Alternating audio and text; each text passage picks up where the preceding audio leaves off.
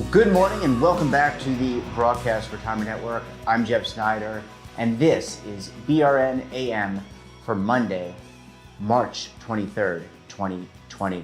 And here are your top stories. Market turbulence and what you need to know about your pension, and democratization of alternative investments. And joining me now to discuss this and more is Christopher Schelling.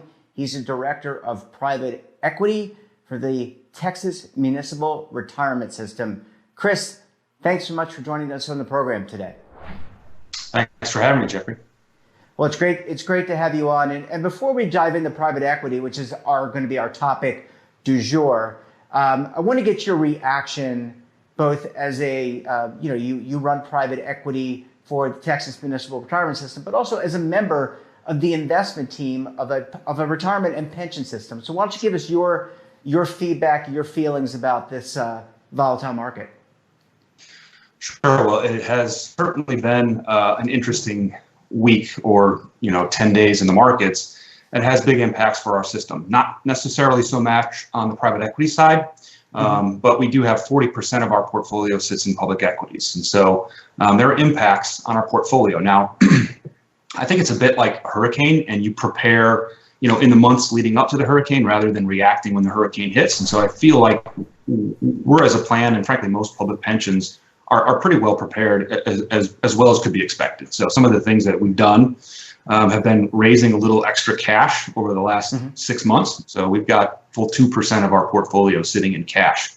Now that's enough to cover our benefit payments for an entire year if needed. We've also done a lot of modeling of the liquidity needs in our private equity portfolio. And so we know exactly how much unfunded commitments we have sitting out there. We know how much of that is sitting on credit facilities at the underlying fund levels. And so we do a really good job of tracking how much cash we need to raise at any given moment in time. But the drawdown in the public equity portfolio, it's part of being a long-term investor. I think we have been responsive, but not reactive. You've got to be able to accept that volatility to be a true long-term investor. So, another sort of reaction is to sit down and look across the portfolio where we could deploy some of that capital. And so those are some of the conversations we're having. And you're obviously you are working from home. The team is presumably working to practice social distancing. But I would imagine as a team, you're coming together. You've got that fiduciary, even though you're not technically a fiduciary under ERISA, you've got that hat on to say, how can we deal with these changing dynamics, right? I mean, it's a changing, evolving market that is changing almost hour to hour. So I'm imagining you guys, just from a contingency perspective, are talking on a regular basis. We are. I mean, we have gone to a work from home policy. I imagine most plans are in a similar boat right now. Austin, which is where we're headquartered, is also pretty much shut down. The roads are empty. It's certainly unprecedented in my lifetime, in my career. But because of technology that we've got in place across the plan and across the investment team, we are able to work remotely. Traveling is one thing that is going to be put on hold. It's certainly not, again, unique to us. It's across the industry right now. We're seeing private equity annual meetings and limited partner advisory committee meetings. They're all being postponed indefinitely for now, and due diligence meetings are being postponed. So TMRS has a policy right now: no visitors are allowed. That includes our member and beneficiaries, but we have people standing by on phones to answer any questions. The investment team is having calls kind of every other day or as needed, and so we're in constant communication about issues. Capital calls are being processed as usual, and so in some ways it's totally unprecedented, but in a lot of other ways it's frankly business as usual. Yeah, and you've got continuity plans in place to deal with all this, and this is why you do that preparation and put those plans in place. That's right. We have a business continuity plan, and we test it every quarter. Literally, we were required to work from home at least 4 times a year, so we're well prepared. Yeah, of course, and many other systems presumably have the same thing in place as well. So, one of the reasons why I had reached out to you is to talk about private equity, and our viewers we've talked about alternative investments in a general sense, but wondering if we could kind of dive into just some general discussion around private equity, what that is, what that looks like, and maybe some of the recent performance, because we hear about this in the press all the time. So let's start with maybe just some basic definitions of PE, if that would be okay. Sure. For us, it's pretty simple. Private equity is really private ownership of the securities of a business that are not publicly registered. So this spans everything from maybe a pizza place right down the street that's owned by a high net worth investor to a big business that is just not listed on the stock exchanges. And so we can own stock, we can own convertible securities, and we can own, in some cases, debt that actually acts more like equity. So that's what it is for us. And then in terms of performance, so a lot of people who pick up the Wall Street Journal or just maybe USA Today, I mean, it's covered very broadly. This space is now covered very broadly. The returns for private equity over the past several years has been, I don't know, this is a general term, but been very good, right? So what can you tell us about return streams and what that has looked like in terms of your portfolio? So the point of private equity in the portfolio is to outperform public equities. It's to be the highest driver of total nominal returns. And we think it's done that. There are some challenges with measuring and reporting private equity performance and comparing to public equities. And we can see in the last week, you get public equity price points every second. You don't get those price points with that sort of time frame in private markets. However, when you look at it over long periods of time, most of the research shows that it outperforms on average. And certainly if you can add some value by selecting managers better than the average, you have a better chance of doing even better in private markets. And so there have been some strong returns in the near term, but last year, if you looked at the S&P, it was up 30% for 2019. It's difficult for private equity to keep pace with public equities when they're having that type of substantial year. But again, it's not going to draw down the same in these type of market environments. So I think when you look at it over long enough periods of time and you do a good job of sort of benchmarking it appropriately, it outperforms. And that's our goal. Yeah, and I think that the key word is there that you use is long-term investor, and that's what you all are. And I think the point you made early on when we were talking about contingency is that you said you had moved some cash and other positions around in order to meet those beneficiary payments, which means payments out of the pension plan, out of the system on a monthly basis, presumably to these employees. So the money that you've invested in private equity is literally going to stay there for a long period of time in order to realize that upturn, right? Correct. Yeah, I mean, most public pensions are extraordinarily conservative about managing their liquidity, even though they may not be very well funded. And so you've got cash, you've got fixed income, we've got another 20% of our portfolio that's in public debt securities that can be turned into cash if we need be.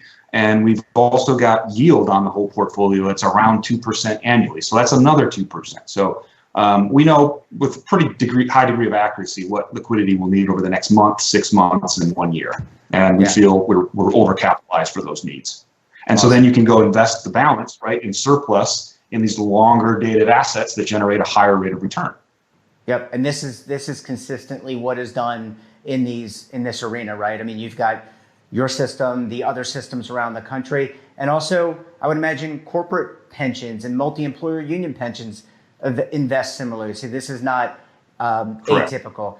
Well, Chris, I want to go to a quick break, and we come back, we're going to talk to Chris about the democratization, if you will, of private equity. Could you be seeing it in your DC portfolio, defined contribution plan? Stay tuned right here on BRN AM.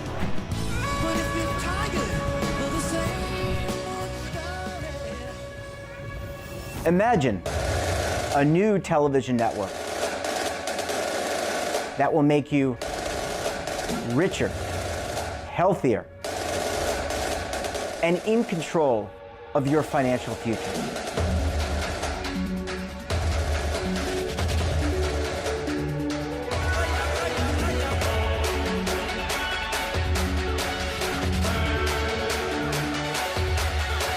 This network is for the policewoman in Nashville, Tennessee, the baker in Dubuque, Iowa, the teacher in Lexington, Kentucky.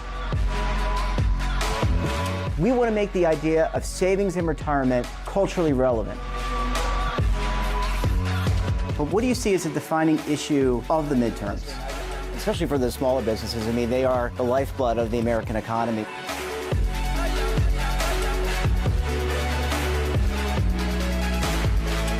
featuring exclusive interviews, current affairs, and docuseries.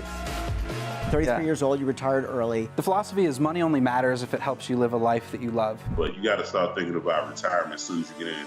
The Broadcast Retirement Network will drive very high engagement with premium partnerships.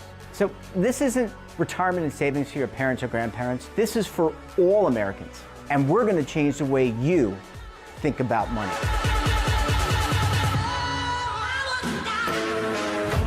Welcome to the next frontier of retirement and savings. This is BRN, the Broadcast Retirement Network.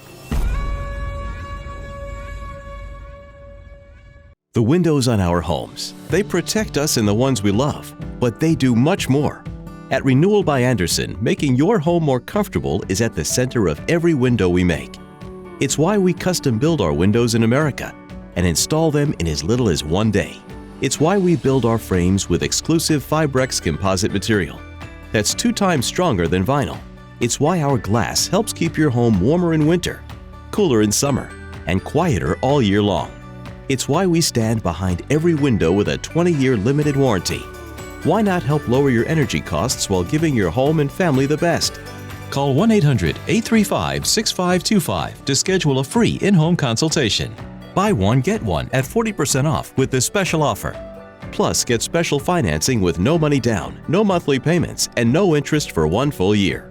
Renewal by Andersen, the better way to a better window. Call 1-800-835-6525 now. Welcome back. We're talking to Christopher Schelling. He is the Director of Private Equity for the Texas Municipal Retirement System. Chris, thanks so much for sticking around this morning. Sure, happy to be here.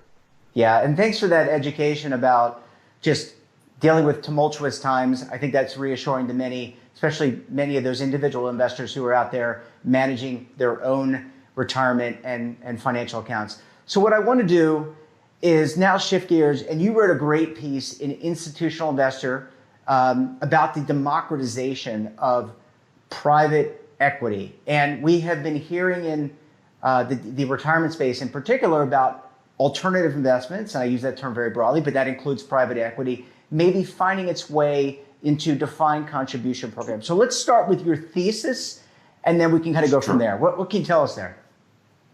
Sure. Well, I think that there is clearly a pathway for alternative investments to becoming a broader part of retail and individual investors' portfolio. So DC plans kind of fit into that. If you look at the size of individual assets under management for retail investors versus institutional market, they're roughly the same today, but those individual assets are growing at twice the speed. You've got a lot of distribution from alternative managers that's trying to penetrate that market segment. It's sort of untapped white space, and Wall Street likes to sell their products. And then frankly, there is an argument to be had for them in a portfolio context. They reduce volatility and they increase returns, and they add to diversification, which is the one true free lunch. If you look at some of the research from the National Retirement Research Center, you've got evidence that shows that pensions outperform the average defined contribution portfolio by 50 to 100 basis points annually. I think some portion of that comes from these alternative investments. And so I think it's going to happen. In fact, the chair of the SEC is now pushing for it. And there's discussions around changing some of the rules around accreditation and what investors can invest in what to allow them to participate. So it's a big trend that's coming, and there's a lot of money behind it. Yeah, certainly. And there's $8.5 trillion as of Q3. That's at least reported by the Investment Company Institute in DC plans, with many, obviously public plans excluded, but many private sector and not-for-profit organizations use the defined contribution plan as the primary retirement vehicle. And, when you're looking at these vehicles, a lot of individuals are just they're self-selecting. So they may be self-selecting just from the menu of choice, or they may be selecting target date funds. Is it your position, or at least thought, that maybe this PE would be part of a managed account solution or a target date fund solution, as opposed to just giving the average investor just having a PE optional in their regular investment menu? I think that would be the best approach, frankly, and I think it would make a lot of sense. The duration of those assets in a defined contribution plan are measured in decades as opposed to years. And so the liquidity there, it actually works. Now you've got to structure it.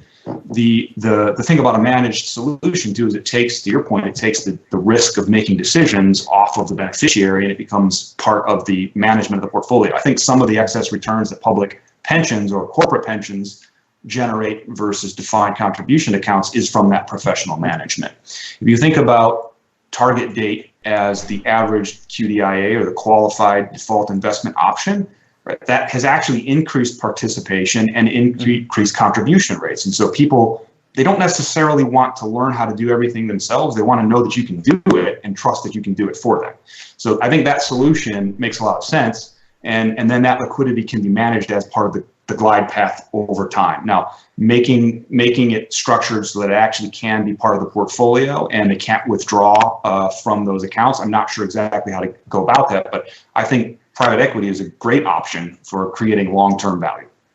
And as you mentioned, Chairman Clayton of the Securities and Exchange Commission, they've already, I put a proposal out there to change the definition of the accredited investor, and those would be people that can invest in some of these alternatives, including private equity. But it would take some additional tweaking, I'm assuming. And I know you're probably not an attorney, neither am I, but I would say it probably takes some additional tweaking in regards to allowing this within the DC structure. Is that your understanding?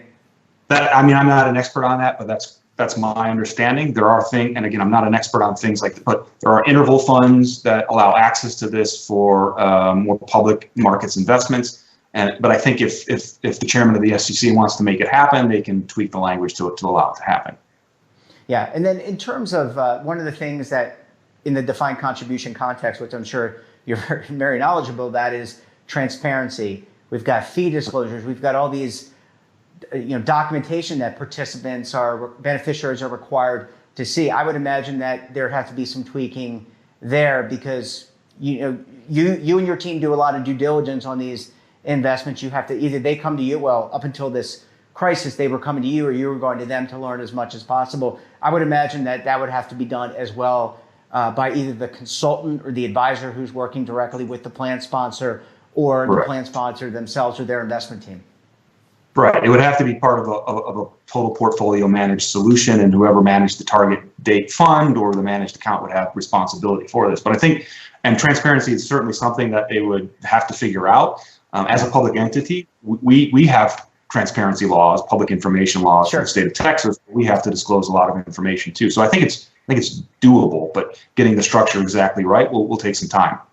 Yeah, absolutely. Well, Chris, I want to thank you so much in joining us this morning. I know obviously you're busy with TMRS, but you're also busy taking care of your family. Thanks so much for joining us this morning, and we'll look forward to having you back very soon. Absolutely. Thanks, Jeff. And that wraps up this episode of BRN AM. Have a financial topic or someone of interest that you think we should talk to? Drop us a line. And don't forget, for all the news in retirement, markets, technology, personal finance, and so much more, check out today's edition of The Morning Pulse. So until tomorrow, I'm Jeff Snyder. Keep on saving, stay safe, and roll with the changes.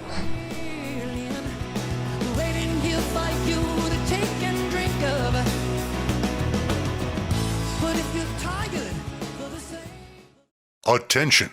The Centers for Medicare and Medicaid Services has officially authorized new benefits that Medicare Advantage plans may include. To get the benefits you deserve, you can call the Medicare Coverage Helpline. Hi, I'm Joe Namath. If you're on Medicare, this is important information.